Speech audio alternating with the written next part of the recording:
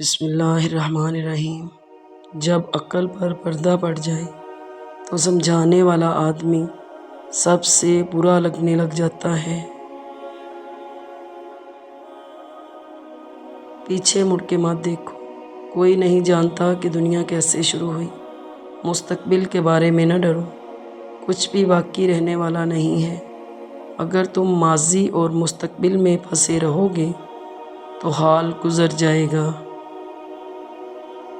اپنا غرور اتار دو اور عاجزانہ لباس پہن لو، تم دنیا سے بڑے ہو جاؤ گے۔ آپ کی ذات آپ پر ظاہر ہوگی تمہارے بغیر۔ یہ بات معنی نہیں رکھتی کہ آپ کتنی زبانیں سمجھ سکتے ہو، صرف دلوں کو سمجھنا ہی آپ کو اہم بنا دیتا ہے۔ انسان کو خدا نے بہترین سانچے میں ڈال کر پیدا کیا ہے۔ جنتی اور جہنمی وہ بعد میں اپنے اعمال کی وجہ سے بنتا ہے۔ جب مشکلات اور پریشانیاں دل میں ڈیرے ڈال دیں تو صبر سے کام لو، کیونکہ صبر کی کنجی ہی سے مسرتوں کے در کھلا کرتے ہیں۔ کسی بھی چیز سے پریشان ہونے کی ضرورت نہیں ہے اے میرے دل، نہ تو یہ درد ہمیشہ رہنے والا ہے اور نہ ہی یہ زندگی۔ انسان کا دل توڑنے والا شخص اللہ پاک کی تلاش نہیں کر سکتا۔ یہ جان لو کہ ڈر ہوتا ہی نہیں، یہ تو بس تمہاری سوچ میں کہیں ہوتا ہے۔ خطرہ ایک حقیقت ہے لیکن ڈر ایک خیال۔ برداشت کے کانوں سے سنو، رحم کی آنکھوں سے دیکھو اور محبت کی زبان سے بات کرو۔